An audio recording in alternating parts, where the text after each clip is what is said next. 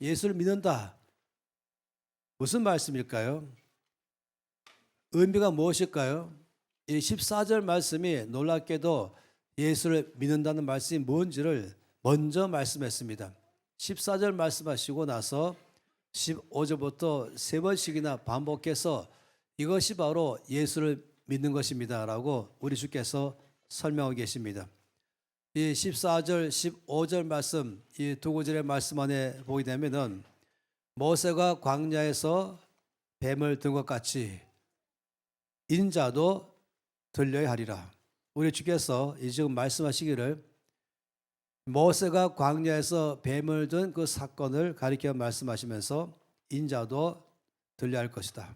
이는 그를 믿는 자마다 영생을 얻게 하려 하심이라 라고 말씀했습니다. 예수를 믿는 자의 삶을 말씀할 때에 모세가 광야에서 뱀을 든 그 사건을 가지고 그것이 곧 예수를 믿는 자의 삶을 말한다라고 말씀했습니다. 이것은 민수기 21장 4절부터 9절까지 말씀 가운데에 이 사건이 잘 나와 있습니다. 백성이 호르산에서 출발해서 홍해길로 따라서 이제 에돔 땅을 우회하려 하였다라고 말했습니다. 그 전에 사건은 이미 12명의 정탐꾼 사건 때문에 모두가 다 이제 낙심하고 그리고 원망하면서 주 앞에 나갈 때에 다 죽임을 당했죠. 40년 걸렸습니다. 그리고는 주께서 가나안 땅으로 인도하는 길을 경로를 변경했습니다. 바로 올라가면은 즉시로 이제 네게부를 통과하면서 베델로 올라갈 수 있는 것인데 주님은 먼 길을 돌아가게 했습니다. 그 가는 길 속에는 제일 먼저 에돔 족속이 있는 땅이 있었고 또 모압과 암몬이 있었습니다. 주님은 그때마다 그 길을 통과하면은 그런 직선 코스요.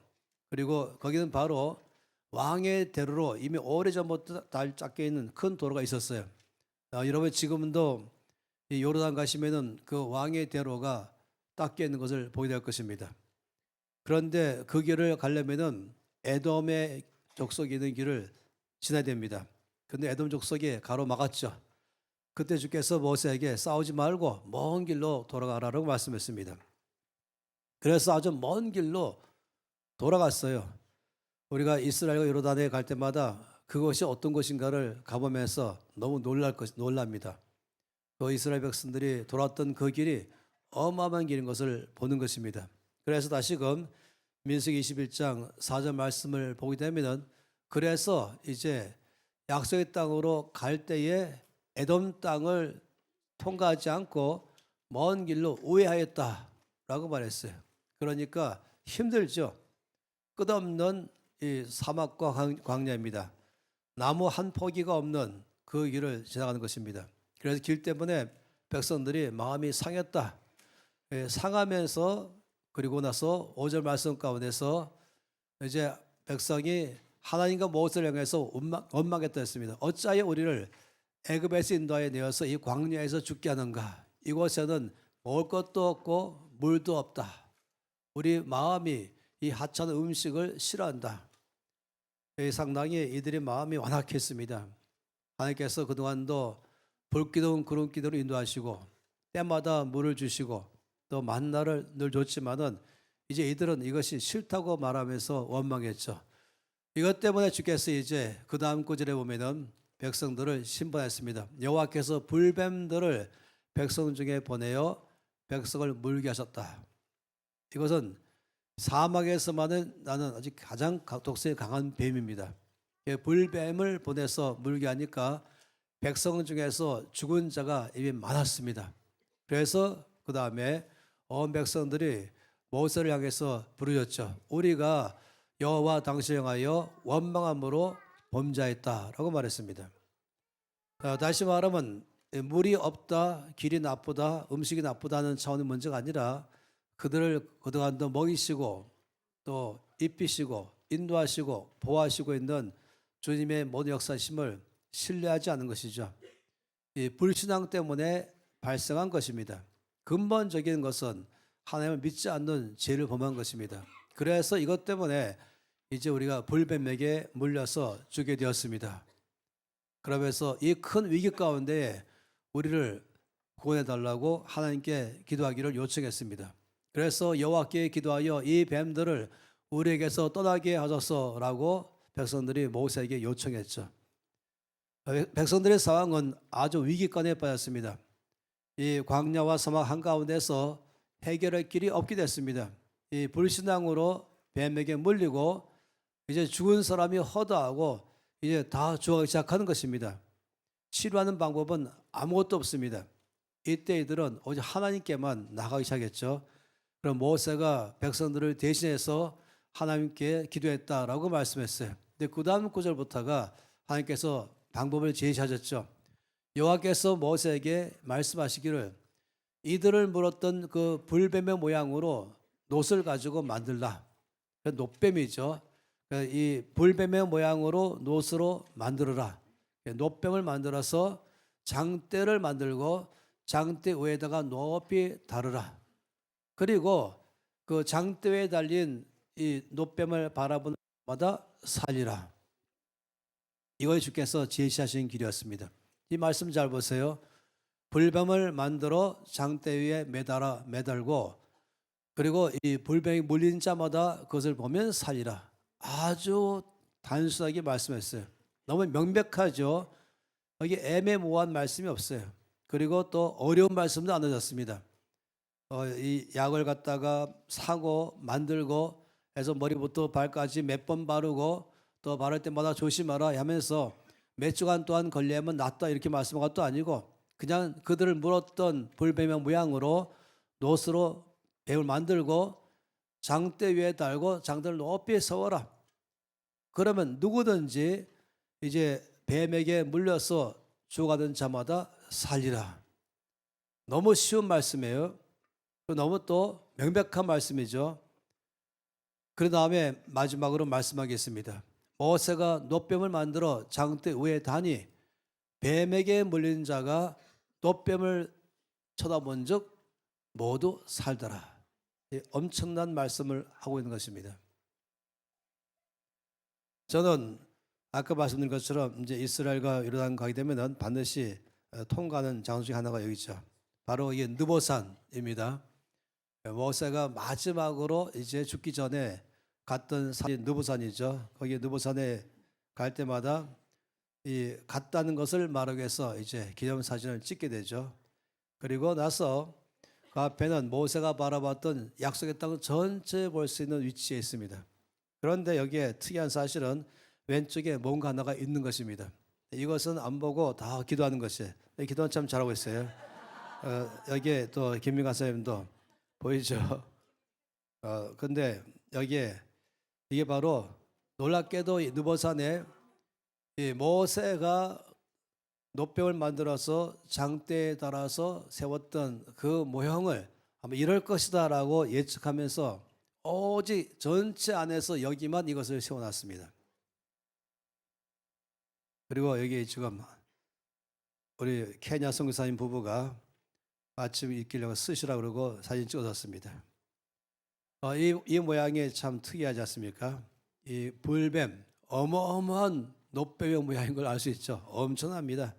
이거를 딱 장대에 달아서 높이 세운 것입니다. 이것은 여러분 아시죠? 응급실, 응급병원에 있는 마크를 이 마크입니다. 제가 처음에 이 마크 볼 때는 아니 왜 이 사탄의 뱀의 모양을 하고 있는 것 이거 지금 이거 트릭이 아닌가 처음에 오해하셨어요. 전 세계의 병원과 의과대학이나 또는 세계보건기구나 몽땅 표시할 때마다 장대와 거기를 어찌 보면 작가가 둘러싸고 있는 뱀처럼 보이게 돼 있죠. 언뜻 보면은 이건 지금 세계보건기구에 갖고 있는 마크입니다. 이건 당연히 대한의사협회의 마크입니다. 다 같은 모양들이죠. 이런 마크들로 어디 가든지 한국이나 해외나 아니면 예수를 믿거나 안 믿거나 이 의료 시스템에 있는 모든 상징들은 다 이 마크로서 표시되어 있습니다. 그런데 오늘 말씀 속에서 보는 것처럼 이 마크가 우상의 문제가 아닌 것이에요. 하나님께서 치료하는 방법으로 제시한 것입니다. 물론 놀랍게도 이제 그리스 신화 안에서 이 아폴론이 의사의 신으로서 이걸 모양을 말했지만 이거는 아주 먼 훗날 하나님께서 모세를 통해 말씀할 때가 훨씬 더 오래전이잖아요. BC 1500년경이고 이 그리스 신화는 대체로 BC 500년, 그러니까 그 후 1000년 후부터 그리스 신화가 만들어질 때에 놀랍게도 이들은 이 알고 있는 것이 하나님께서 놋뱀을 모양으로, 이 뱀의 모양으로 놋뱀을 만들어서 장대에 다룰 때에 이걸 보는 자마다 나았다 하는 말씀을 보는 것입니다. 제가 말씀드린 것은 예수를 믿는다라고 말씀을 지금 요한복음에서 하시면서 이것을 말씀할 때 중요한 말씀이 바로 놋뱀을 장대에 달아서 높이 세웠을 때에 그냥 죽어가던 가장 응급 환자들 이제 다 죽는 것이에요. 다른 길이 없어요. 놋뱀을 바라보거나 아니면 안 보고 죽거나 둘 중에 하나인 것입니다. 이때에 놀랍게 말씀하기로 주께서 모세가 광야에서 뱀을 든 것처럼 말씀하시면서 예수를 믿는 자마다 본 얻겠다라고 말씀을 했습니다. 구원의 길이 너무 명확하죠. 단순하죠. 그런데 원수마귀는 이 단순하고도 명백한 구원의 길을 할 수 있으면은 알지 못하게 하려고 방해를 많이 합니다. 어떻게 하든지 이 장대에 달린 놋뱀을 바라보지 못하게 만들어서 다 죽어가게 하는 것처럼 원수마귀는 예수 그리스도를 바라보지 못하게 방해하는 것입니다. 망하는 자들이 믿지 않으므로 다 죽는 것이죠. 눈을 가려버리는 것입니다. 고린도서 4장 3절과 4절 말씀에서 이 말씀을 명확하게 있죠. 만일 우리의 복음이 가리웠으면 망하는 자들에게 가려졌다. 믿는 자들에게는 절대로 복음이 가려질 수 없습니다. 믿지 않는 자, 마음을 완악하게 하는 자, 이 구원의 길이 너무 단순한데 지금 불뱀에 물려서 막 죽어가고 있는데 이런 사람에게 주께서 말씀하기를 살 길이 하나 있다 하면서 이들을 물었던 뱀의 모양으로 놋뱀 만들어서 장대에 달아놓고 이걸 바라보는 자마다 살 것이다 라고 말했지만은 이 망하는 자들에게는 그것이 안 보이는 것입니다. 눈이 가려지는 것입니다. 그래서 이 말씀 가운데서 만일 우리의 복음이 가렸으면 망하는 자들에게 가려진 것이라. 그 중에 이 세상 신이 믿지 않는 자들의 마음을 혼미하게 하여 그리스도의 영광의 복음의 광채가 비치지 못하게 한다. 그리스도는 하나님의 형상이니라. 이 단순한 너무나 명백하고 쉬운 구원의 길은 바로 십자가에 달리신 예수를 바라보는 것입니다. 그런데 망하는 자들에게는 그걸 볼 수 있는 눈이 없는 것이에요. 믿는 자들에게는 당연히 십자가가 보이는 것이죠. 예수를 믿어라 라고 말한 것은 십자가를 바라보라 하는 것입니다. 지금 불뱀에 물려서 죽어가는 자들에게 구원의 길은 한 가지, 바로 이들을 물었던 그 뱀의 모양을 하고 있는 장들을 바라보면 살리라. 아까 봤던 민수기 말씀의 놀라운 점은 바라보는 자마다 살리라. 이거만큼 놀라운 말씀이 어디 있습니까? 그것을 바라보면 살리라. 보면 살리라고 말씀하신 다음에 그 다음에는 모세가 만들었잖아요. 그 다음 구절을 보니까 모세가 놋대 만들어서 장대에 다니 뱀에게 물린 자가 그 놋뱀을 쳐다본 즉 모두 살더라. 그냥 보면 살겠다 말씀한 게 끝난 게 아니라 모세가 그 말씀대로 만들어 놓고 그리고 바라보는 자마다 살아났습니다. 역사적인 사실인 것이죠. 구원의 길인 것입니다. 주님은 이걸 통해서 우리 가운데 명확하게 무엇이 구원인가, 예수를 믿는다 말할 때는 무엇을 말하는가, 그것은 바로 십자가에 달리신 예수를 바라보는 것을 말하는 것입니다. 고린도전서 2장 2절 말씀에 바울이 말했죠. 내가 너희 중에 예수 그리스도와 그의 십자가에 못 박히신 것 외에는 아무것도 알지 아니하기로 작정하였다. 아주 강한 용어이죠. 이것은 뭐냐면 이것만 알기로 나는 결정했다. 예수 그리스도와 그가 십자가에 못 박히신 것, 이것만 알기로 결정했다.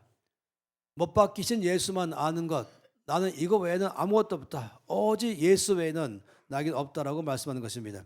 근데 놀랍게도 십자가에 못 박히신 예수님을 바라보는 순간에 우리는 그 속에서 하나님 아버지를 발견합니다. 언제나 예수님을 바라볼 때 그 속에서 하나님 아버지가 보이는 것이에요. 하나님 아버지를 볼 때 예수님이 보이는 것이 아니라 예수님을 바라볼 때마다 하나님 아버지가 보이는 것이에요. 나를 이렇게 사랑하시는 아버지, 나를 사랑하심이 얼마나 큰지가 그 속에 잘 보이는 것이죠. 요한복음 14장 6절 말씀에 그래 주께서 말씀하기를 내가 곧 길이요 진리요 생명이다. 나로 말미암지 않고는 아버지께로 올 자가 없다라고 말씀했습니다. 우리가 아버지를 만나기를 원한다면 예수께로 가야 되는 것입니다. 예수께로 가기만 하면은 우리는 하나님 아버지를 만나게 되는 것입니다. 다른 길로는 없는 것이에요. 놀랍죠? 언제나 우리 모두가 예수를 바라볼 때마다 그 속에서 우리는 하나님 아버지를 보기 시작하는 것입니다. 우리가 하나님 아버지 앞에 갈 수가 없었잖아요. 죄인된 우리는 하나님 앞에 나갈 때마다 우리가 죄인인 것 때문에 그 길이 막혔는데 예수께로 가기 시작하면은 바로 아버지로 가는 길이 열리기 시작하는 것입니다. 왜냐하면 십자가 날신 예수를 바라본 순간에는 우리 그 속에서 나의 모든 죄를 대신해서 짊어지신 예수님, 내가 받은 모든 저주를 대신해서 받으신 예수님, 내가 받는 모든 사망을 대신 내가 짊어지신 예수님, 그래서 나의 모든 저주와 나의 모든 죄와 내 사망과 슬픔과 고통을 대신 다 담당하심으로 우리를 하나님 앞에 의롭다고 하신 아버지, 이거를 이 십자가를 볼 때마다 발견하는 것입니다. 십자가를 바라볼 때마다 하나님 아버지가 얼마나 의로우신 것을 보게 되는 것입니다. 나를 의롭게 만드신 것이죠. 십자가는 하나님의 아버지가 의로우심도 그 속에서 발견하면서 아버지 앞에 나갈 수 있는 길을 열기 시작하는 것입니다. 십자가를 바라볼 때에는 우리는 하나님 아버지 앞에 길이 열린 것을 바로 알게 됩니다. 비로소 아버지 앞에 가서 만나게 되고 교제하게 되고 예배를 드리는 삶을 사는 것입니다. 이것은 예수님을 바라볼 때, 예수님을 만날 때 일어나는 것입니다. 갈라디아서 4장 4절에서 6절까지 말씀에는 이 말씀을 잘 말씀하고 있죠. 때가 참에 하나님이 그 아들을 보내서 여자에게서 나게 하시고 율법 아래에 나게 하신 것은 율법 아래에 있는 자들 우리 모두를 속량하시고, 다시 말하면 율법에 의하면 우리 모두는 아무도 의로운 사람이 없습니다. 하나님 아버지 앞에 나갈 만한 자격이 한 명도 없는 우리들입니다. 그런데 예수를 보내셔서 율법 아래에 우리 모두의 죄를 대신 다 담당하시고 속량은 대신 지불하셨다. 그리고 더 나아가서 우리로 하여금 하나님의 아들의 명분을 얻게 하셨다.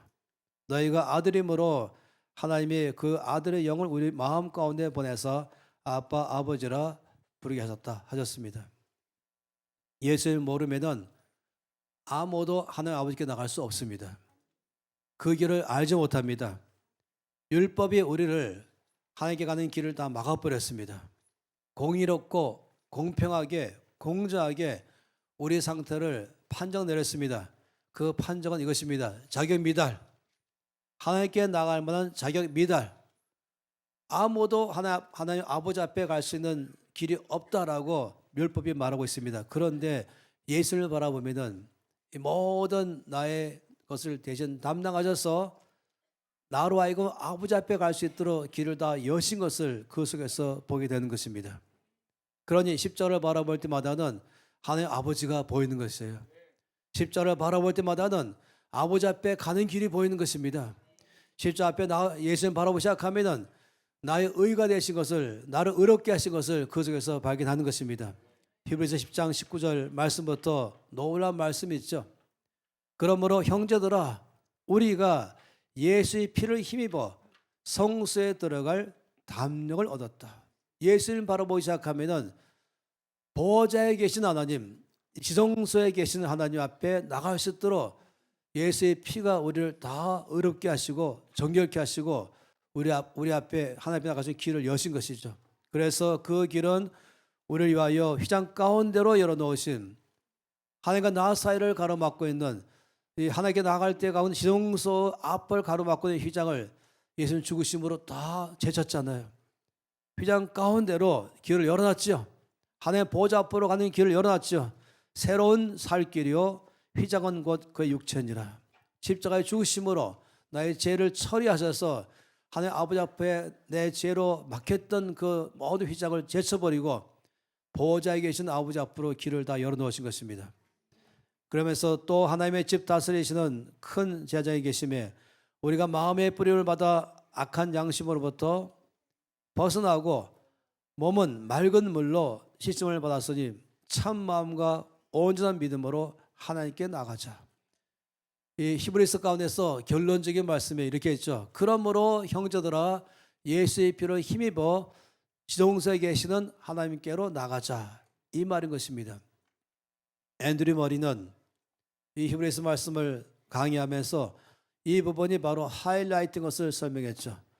여기서 바로 이 지동서의 삶을 말한 것입니다. 보좌 앞에 나가는 삶, 거기는 엄격하고 무섭고 두려운 재판장에 계신 것이 아니라 내 모든 죄를 이미 다 사하신 사랑의 아버지, 예수님을 바라볼 때에 하나님 아버지를 발견하죠.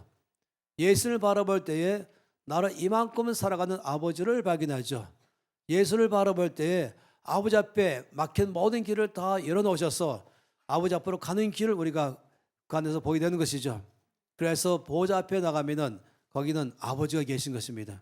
나를 환영하시며 이미 다 용서하셨고 이미 다 예수의 피로 나의 죄를 해결하셨고 나를 의롭게 하셔서 언제나 대환영하시는, 웃으시면서 두 팔을 벌리시면서 언제나 나를 위로하시는, 그런 내 속에서 치료하시고 새롭게 하시는, 기름 부으시는 아버지를 만나기 시작하는 것입니다. 그 품 안에 이 아빠 아버지를 만나는 길, 이거 예수님 앞에 가면은 알 수가 있는 것입니다. 십자가 앞에 나가면은 예수만 만나면은 이 놀라운 은혜를 경험하기 시작하는 것이죠. 그래서 요한복음 4장 23절에서 이 엄청난 감격의 말씀을 주께서 하신 것입니다. 아버지께 참되게 예배하는 자들은 영과 진리로 예배할 때가 오나니. 하늘 아버지 앞에 예배할 때, 이것은 우리가 구약을 안다면 이건 혁명적인 말씀인 것이에요. 어느 누구도 하나님의 아버지가 계신 지동서에 갈 수 없었는데, 아니 그들은 감히 하나님을 아버지라고 부를 자격도 없기 때문에, 너무너무 거룩하고 너무 빛나기 때문에 이 죄악인 죄된 내가 그 이름까지 부르기가 너무 어려운, 감히 그 문 앞에도 가지 못한 나이였는데, 이 말씀 속에 아버지 앞에 이렇게 가까이 나가서 교제하면서 예배하시는 이 참된 예배한 자들은 말씀하기를 뭐랬습니까? 영과 진리로 예배할 때가 오나니 곧 이때라. 하나님 앞에 얼마든지 열린 문으로 열린 길로 나가서 아버지 앞에, 하나님이 아니라 재판장이 아니라 그 무서운 분이 아니라 나를 이미 다 용서하시고 사랑하시고 기뻐하시고 즐거워하시며 두 팔 벌리고 안아주시는 아빠가 있는 그 하나님 앞에 지금 이때가 나갈 것이다. 아버지께서는 이렇게 자기에게 예배한 자들을 찾으신다. 저는 이것이 예배의 하이라이트인 것이에요. 예수를 만나면 예배자가 되는 것입니다. 예수를 만나면 아버지의 사랑을 노래할 수밖에 없는 것입니다. 예수를 바라보면은 나를 의롭게 하신 것 때문에 감격이 넘치는 것입니다. 예수를 바라보면은 보좌 앞에 계신 아버지 앞에 달려가기 시작하는 것입니다. 그리고 그 앞에 안기며 또 기뻐하며 찬양하기 시작하는 것이죠.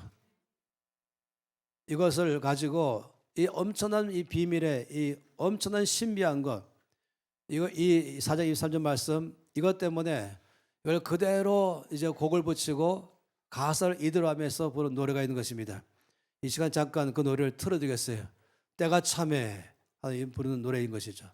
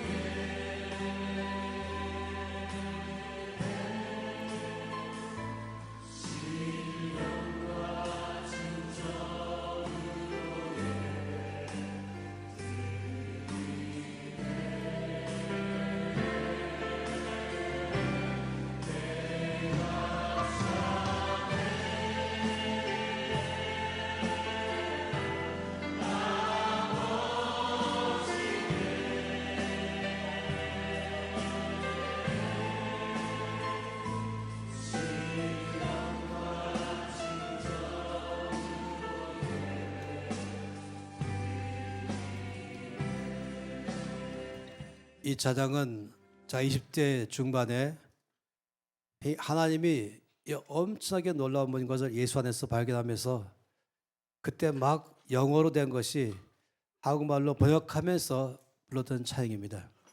이것은 예배 가운데 나갈 때마다 아주 감격적인 것이죠. 지금이 바로 때가 다 찼습니다. 예수께서 오셔서 십자가를 바라볼 때에 아버지 앞에 예배할 때가 이미 열려 있는 것이에요. 언제나 그 앞에 나가서 자유롭게 감격하면서 감사하면서 하나님께 예배를 드리는 것이죠. 십자가를 바라보면 예배가 나오는 것입니다. 십자가 앞에 나가면은 아버지 앞에 나가는 길이 열립니다. 십자가 앞에 나가면은 아버지 사랑을 보게 되죠. 십자가에 대하신 예수를 만나면은 거기서 하나님이 아빠 아버지인 것을 보게 되는 것입니다. 그리고 너무나 놀랍고 너무나 감사해서 벅찬 감격으로 그 앞에 노래를 부를 수밖에 없는 것입니다. 이 찬양은 그래서 너무나 놀라운 찬양인 것이죠. 우리가 예수님을 바라볼 때는 털 깎인, 그래서 하나님 앞에 우리 죄를 다시는 다 짊어지고 광야로 나가시고 십자가 앞에 죽으시는 예수님을 바라보게 됩니다. 세상 죄를 지고 가는 하나님의 어린 양을 바라봅니다. 내가 가는 죄에 따라온 나의 슬픔과 나의 질고를 대신하여 짊어지신 하나님의 어린 양을 바라보게 되는 것입니다. 1년 중에서 딱 한 번 대속죄일이 있습니다. 이것이 레위기의 중심입니다. 이 16장은 대속죄일, 그때는 대제사장이 모든 백성들의 죄를 가지고 지성소로 딱 한 번 나가는 그날인 것입니다. 이것은 훗날에 오셔서 우리의 모든 죄를 지고 십자가에 죽으시는 예수님을 가리켜 계속적으로 말했던 날인 것이죠.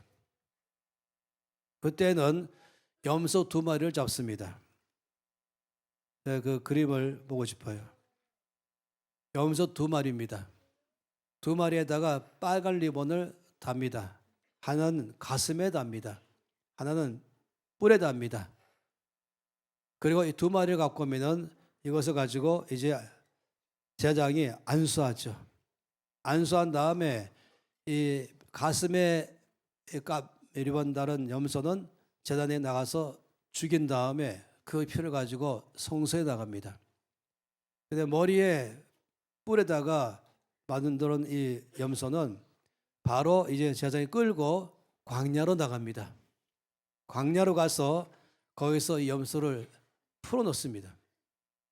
그래서 거기서 이 아사셀이라는 이 사나운 짐승에게 먹히도록 하게 하는 것이죠. 이 염소가 방황하다가 거기에 있는 이 절벽에 떨어져 죽습니다. 이 두 가지를 통해서 이 땅에 오셔서 나의 모든 죄를 짊어지신 예수의 모습을 너무 잘 보여주는 것이죠. 이것이 바로 이 아사셀 양이라고 말하는 것, 염소라고 말한 것이 아사셀 염소. 나의 모든 죄를 다 짊어지고 하나님 십자가 앞에서 죽으신 예수. 아버지 앞에 나를 죄를 다 처리하신 것을 말해준 것이고, 하나는 이것을 가지고 광야에 나가면서 원수 마귀에게, 원수 마귀가 저 여러분에게 접근할 수 있는 길은 죄밖에 없습니다. 그런데 예수께서 대신하여서 십자가에 죽으심으로 모든 어둠의 영에게 이미 끝냈다. 넌 더 이상 나를 믿는 나의 백성들은 너희가 타치할 수 없다. 예수 믿는 모든 사람들은 이 아사셀 양이 어린 순년 되신 예수님 때문에 원수 마귀는 우리에게 근처도 못 옵니다. 타치도 못합니다. 우리를 손도 못 대는 것입니다. 우리가 예수를 바라볼 때에 이 2마리의 염소를 보게 되는 것입니다. 하나님 앞에서 나의 모든 죄를 다 처리해서 보좌 앞에 마음껏 나가도록 만드신 예수 그리스도, 아버지 앞에 예배할 수 있도록 하게 하신 예수님, 또 한 가지는 나의 죄를 대신 다 짊어지고 죽으심으로 더 이상 원수 마귀가 나의 죄를 타치할 수 없는, 죄가 없기 때문에, 죄 없으면 나에게 손 못 대는 거거든요. 그래서 아사셀 염소가 되신 예수님, 이 두 가지를 우리가 보게 되는 것입니다. 죽으셔서 나를 대신해서 마귀의 밥이 되시고 나를 대신해서 하늘 앞에서 희생이 되셔서 끝내신 예수님을 보는 것입니다. 그래 얼마나 놀랍습니까? 이런 예수님을 바라볼 때 우리는 그 속에서 보좌 앞에서 지금 현재 죽으시고 부활하신 예수님이 하나님 보좌 우편에서 나를 위해서 기도하시는 예수님을 발견하는 것입니다. 로마서 8장 34절 말씀에는 누가 정죄하리요 죽으실 뿐 아니라 다시 살아나신 이는 그리스도 예수시니 그는 하나님 우편에 계신 자요 우리를 위하여 간구하시던 자시니라. 우리가 예수를 바라볼 때에 십자가에서 죽으신 예수님, 이것으로 나의 모든 죄를 다 처리해서 하나님 앞에서 의롭다 하게 하시고 원수 마귀 앞에도 의롭다 하게 하셔서 하나님 앞에는 보좌 앞에 예배하는 자가 되게 하시고 세상에선 영향 좋은 자로 나를 서게 하신 아버지 예수님 발견합니다. 그리고 부활하시고 새 생명 주시고 성천하심으로 성령 보내시고 현재 다시 오실 때까지 하나님 보좌 우편에서 계시면서 나를 위하여 중보기도 하시는 예수님을 발견하게 되는 것입니다. 또 히브리서 7장 25절에도 동일하게 말씀하셨죠.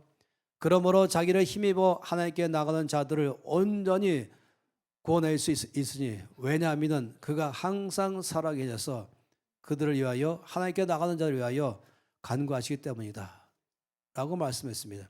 요한일서 2장 1절 말씀에는 나의 자녀들아 내가 이것을 너에게 쓰면 너희로 죄를 범하지 않게 하려 함이라. 만일 누가 죄를 범하여도 아버지 앞에서 우리에게 대언자가 있으니 곧 의로우신 예수 그리스도시라.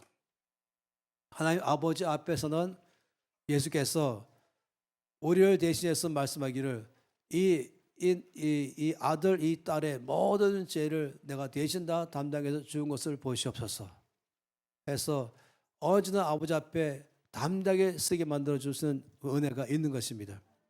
그래서 히브리서 4장 14절 15절 말씀에 놀랍게 말씀하죠. 그러므로 우리에게 큰 대제사장이 계시니 승천하시니 그래서 하늘 보좌에 앉으신 바로 하나님의 아들이신 예수님이 바로 우리 모두의 큰 대장이십니다.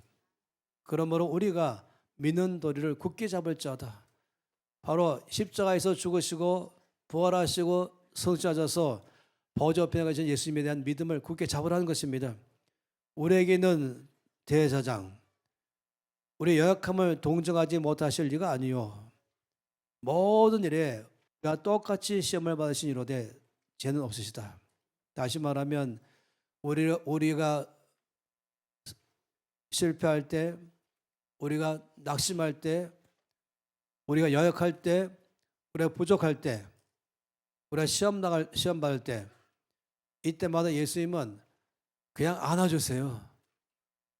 좀 앉아봐라 하면서 막 이거는 일은 이거고 이는 이거고 3은 이거 하면서 나를 교훈하신 분이 아니었어요. 이러면 안 되지, 이러면 안 되지, 너 이랬어야 되지 하는 것이 아니라 그냥 안아주면서 말하기를 너는 이해한다. 네가 얼마나 싸우려고 하지만 너 연약함 때문에 승리할 수 없는 건 내가 이해한다. 우리가 똑같이 되시면서 나같이 연약함 가운데 다 보셨던 예수님. 그래서 나의 모든 죄를 대신 다 담당하신 예수님. 그래서 우리 가운데 말씀하기를 나 너를 이해한다 하시면서 우리를 중보하시는 예수님. 그래서 4장 16절에 히브리서 말씀 가운데 놀랍게 말씀하고 있습니다. 그러므로 우리는 긍휼하심을 받고 때를 따라 돕는 은혜를 얻기 위하여 은혜의 보좌 앞에 담대히 나갈 것인지라. 아버지 하나님의 보좌는 은혜의 보좌입니다. 더 긍휼의 보좌입니다. 내 모든 것에 대해서 용서하시고 용납하고 이해하시며 더 나가서 나에게 승리하게 하시고 필요한 능력과 힘을 보여주는 것이 바로 보좌인 것입니다. 그래서 긍휼의 보좌요 은혜의 보좌 앞에 내가 왜 담대히 나갑니까? 십자가에서 죽으신 예수님, 부활하신 예수님, 승천하셔서 보좌 우편에 계신 예수님을 볼 때마다 그 담대한 마음이 생기는 것입니다. 그건 믿음인 것이에요. 믿음은 우리를 담대케 합니다. 늘 저 앞에 나갈 때마다 두 가지로 나의 양심이 너 자익이 있냐? 라면서 나의 모든 연약함과 허물과 실수와 죄를 다 들춰낼 때마다 우리 담대해야 되는 것입니다. 그때마다 나를 위해서 대신해서 짊어지시고 아버지 앞에 가면서 제단에서 죽으신 예수님, 또 원수 마귀가 나에게 대해서 정죄하잖아요. 너 자야겠냐? 너 기도할 자야겠냐? 예배드릴 자야겠냐? 어깨에 사역할 자야겠냐? 넌 세상을 바꿀 만한 그런 자야겠냐? 끝없이 나의 양심이 나의 연약함을 고발하고, 또 원수 마귀가 나의 모든 과거를 다 들추면서 나를 고발할 때마다 우리가 한 가지 아는 것은 바로 예수께서 나의 모든 연약함을 대신해서 다 짊어지고 죽으시고 마귀의 밥이 되셔서 끝내게 하셔서 나를 완벽하게 의롭게 하신 것, 이걸 바라보는 것입니다. 그래서 담대하게 은혜의 보좌 앞에 나갈 수 있습니다. 담대하게 주 앞에 요청하는 것입니다. 그때마다 하는 아버지는 나에게 모든 필요를 다 채워주십니다. 은혜를 다 부어주십니다. 왜냐하면 십자가에서 다 처리하시기 때문에 그런 것이에요. 예수를 바라보면 아버지 보좌 앞에 나갈 수 있는 담대한 마음이 생기고, 내 필요한 모든 것을 구할 만큼의 담대함이 생기는 것입니다. 거기가 긍휼의 보좌요, 또 은혜의 보좌이기 때문에 그런 것이죠. 생각해 보세요. 예수의 피가 십자가에서 땅으로 떨어지면서 소리를 냈다고 말씀하고 있죠. 그래서 히브리서 12장 24절 말씀에는 지금 우리가 어디 있는가를 잘 말씀하고 있습니다. 그러므로 우리는, 이 24절 말씀 뭐였습니까? 새 언약의 증보자이신 예수와 및 아벨의 피보다 더 나은 것을 말하는 뿌린 피가 있는 곳, 여기가 우리가 있는 곳이다. 잘 보세요. 중보자 계신 곳이 바로 우리가 있는 곳이고, 또 뿌린 피가 있는 곳이 바로 우리가 있는 곳인데, 놀랍게도 여기 두 종류의 피가 있습니다. 아벨의 피가 있고 뿌린 피가 있습니다. 그런데 아벨의 피도 말하고 있습니다. 그리고 뿌린 피는 바로 나의 모든 죄를 대신해서 이제 이 어린 양이 죽으면 그걸 피를 갖다가 담아가지고 그리고는 뿌리는 것이 나에게 뿌리죠. 또 제단에 뿌리죠. 또 지성소에 나가서 뿌리죠. 이게 뿌린 피인 것입니다. 예수님의 보혈을 말한 것이에요. 예수의 보혈도 말하고 있고 아벨의 피도 말하고 있습니다. 근데 아벨의 피가 뭐라고 말하고 있습니까? 창세기 4장 말씀 보니까 하나님께서 가인에게 너의 아우가 어디냐? 너 아우 아벨 어디냐? 가인이 모릅니다. 내가 동생을 지키는 자입니까? 그때 하나님께서 말씀하기를 너의 아우 아벨의 피가 땅에서 나에게 호소한다. 이것은 법적 용어입니다. 억울할 때 쓰는 용어입니다. 그게 호소인 것이에요. 이 아벨의 피가 땅 속에서 하나님께 뭐라고 호소합니까? 하나님, 난 억울합니다. 하나님, 난 지금 죽을 만한 죄가 없었습니다. 다시 말하면 무엇이 옳은지 무엇이 그른지 정확하게 심판해 주십시오. 선과 악을 명확하게 재판해 주십시오. 이렇게 말하는 게 아벨의 피입니다. 그런데 예수의 피가 땅으로 떨어지면서 하신 말씀은 아버지여 저들의 죄를 용서해 주시옵소서 라고 말한 것이에요. 나를 십자가에 못 박는 저들 다 심판해 주십시오 이렇게 말한 것이 아니라 예수님의 피는 용서하소서. 왜냐하면 대신 짊어지신 것이에요. 주를 죽이려는 모든 자를 대신 그 죄를 짊어진 것이죠. 우리의 모든 죄와 허물을 대신 짊어진 것입니다. 그러니 우리가 아는 것이 무엇입니까? 예수의 피는 언제나 우리에게 하나님 앞에 말하기를 용서하소서, 용서하소서, 우리를 아버지 앞에 나갈 수 있는 길을 여는 것입니다. 예수의 십자가, 흘리신 피, 채찍에 맞으신 것, 이걸 바라볼 때마다 우리는 무엇을 느끼는 것이 아니에요. 그냥 믿는 것입니다. 우리는 십자가를 보고 뭘 느끼는 거 하지 마세요. 십자가를 볼 때는 하나님 아버지의 구원을 믿는 것입니다. 예수께서 나의 모든 죄를 다 대신 짊어지고 해결하신 것을 믿는 것입니다. 사실을 믿는 것입니다. 이럴 것이다 라는 것이 아니라 나의 모든 죄를 다 처리하신 그 사실을 믿는 것입니다. 내 죄가 이미 다 사함받은 것을 믿는 것입니다. 나를 이미 의롭게 하신 것을 믿는 것입니다. 나는 이미 의롭게 됐다는 사실을 믿는 것입니다. 나의 죄가 이미 다 처리된 것을 믿는 것입니다. 아버지의 보좌 앞에 길이 열린 것을 믿는 것입니다. 그리고 어떤 느낌으로 예배드리는 것이 아니라 믿음으로 예배를 드린 것입니다. 바로 이 십자가가 예수의 피가 나를 이미 다 아버지 앞에 길을 열어놨기 때문에 그냥 걸어가서 예배드리면 되는 것이에요. 이것이 바로 믿음의 삶인 것이죠. 이 믿음의 삶을 살기 시작하면은 이제 오르락내리락하는 신앙의 기복이 없어질 것이에요. 느낌을 가기 때문에 신앙의 기복이 생기는 것이에요. 자꾸 뭐를 느끼려고 하니까 신앙이 왔다 갔다 하죠. 믿으면 달라진 것입니다. 이 컵은 느끼는 게 아닙니다.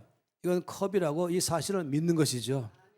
여기 물이 있는 것에서 물이 있다고 느껴야 있습니까? 느끼지 않으면 없는 것입니까? 아무도 이거 느끼지 않는 이건 믿는 것이죠. 십자가의 사실을 믿는 것입니다. 나의 죄가 다 이미 해결된 것을 믿는 것입니다. 나는 이미 의가 된 것을 믿는 것입니다. 아버지의 보좌 앞에 언제나 자유롭게 임재하심 앞에 나가는 사실을 믿는 것입니다. 그러니 그냥 성큼 들어가서 예배드리면 되는 것이에요.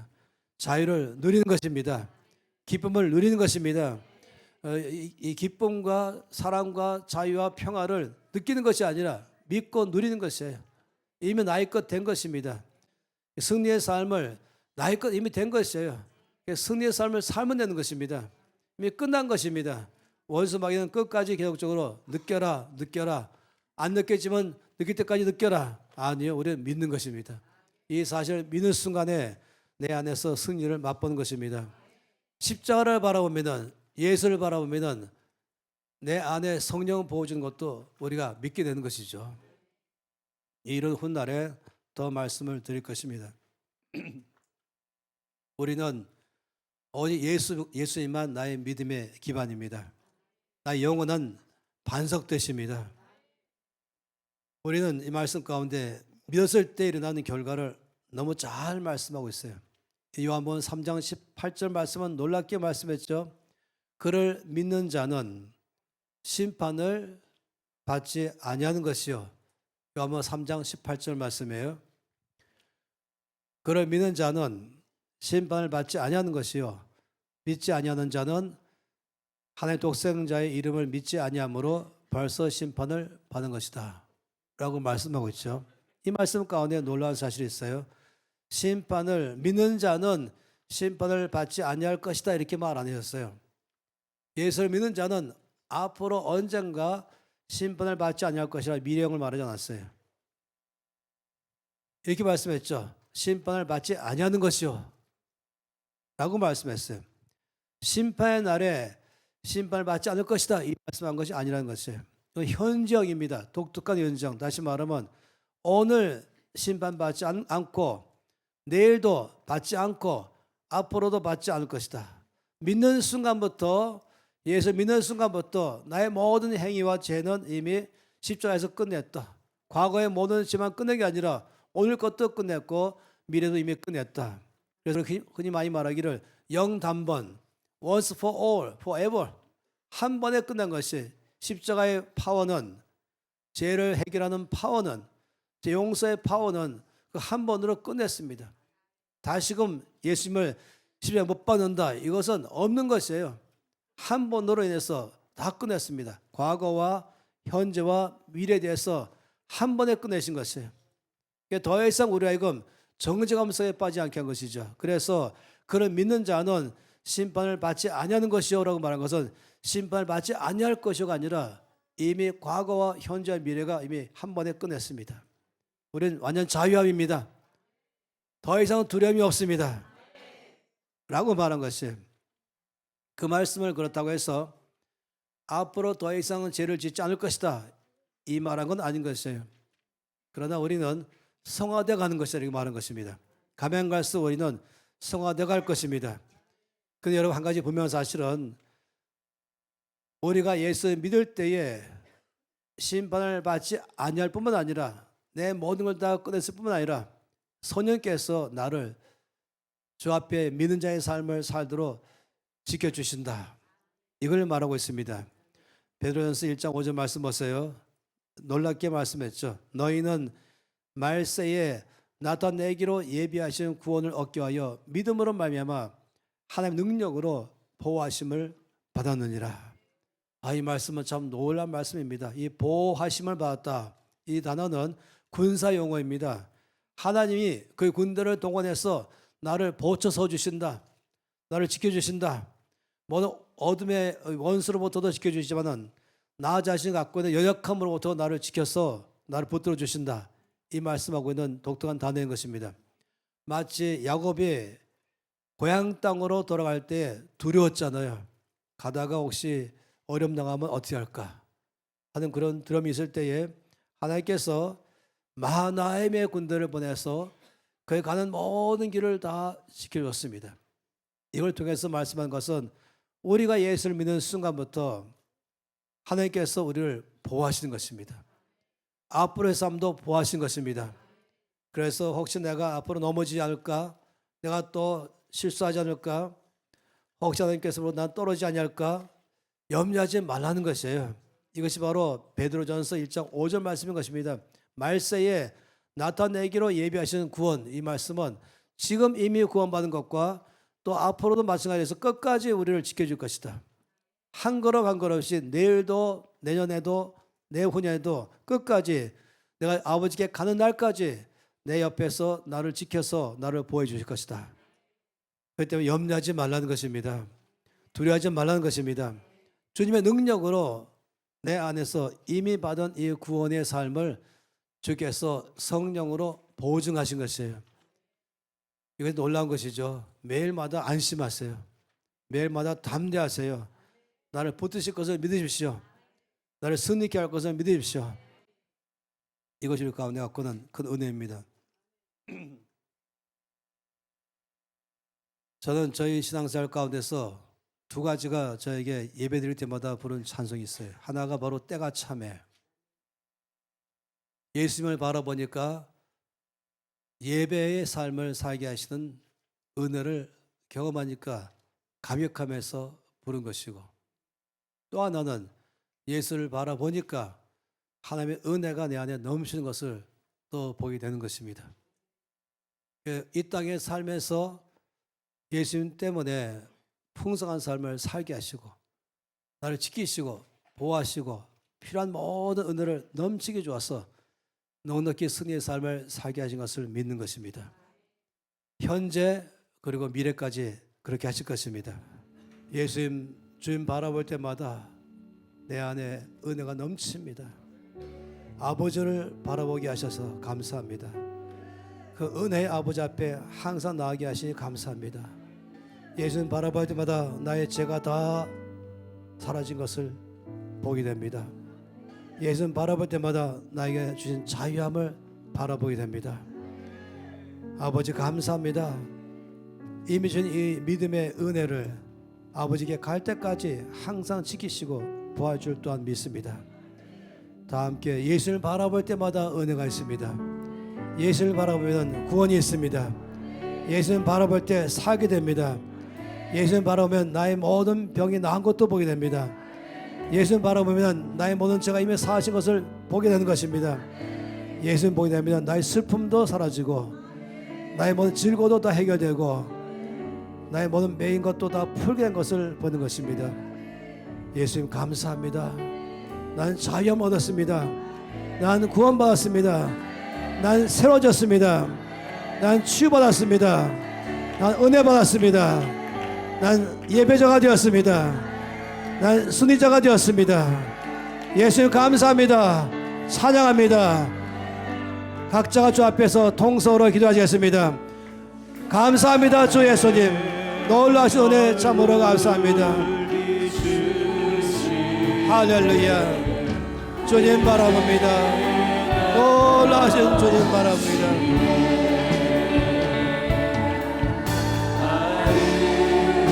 할렐루야. 주님, 오 주님, 주님을 찬양합니다. 할렐루야. 할렐루야. 경배를 드립니다. 할렐루야. 아버지 그 은혜를 감사합니다.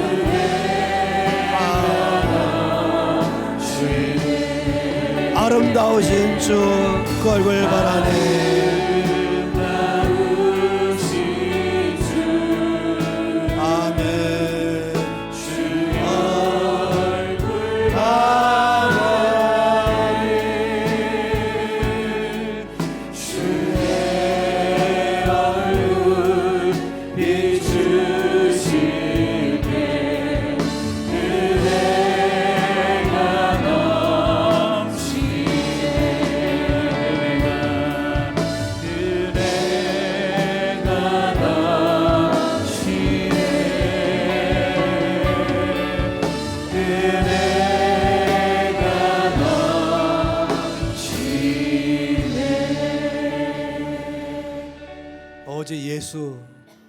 오직 예수. 우리에게는 오직 예수밖에 없습니다. 십자가 달리신 예수만 바라봅니다. 거기에 구원이 있습니다. 은혜가 있습니다. 나를 이미 죄에 사하셔서 자유케 하신 것이 있습니다. 거기에 아버지가 보입니다. 언제나 나를 환영하는 아빠, 아버지가 보입니다. 예배를 드립니다. 경배합니다. 기뻐하며 즐거워합니다. 그리고 마귀를 이기는 승리가 보입니다. 그리고 세상에 영향 주는 삶을 살게 하시니 감사합니다. 항상 함께 하시고 이 놀란 십자가의 구원의 삶으로 끝까지 누리게 하신 아버지 감사합니다. 예수님만 언제나 우리 가운데서 높임 받으시옵소서. 예수님은 언제나 우리 가운데서 찬양 받으시옵소서. 주님을 찬양합니다. 예수 그리스도 이름으로 기도합니다.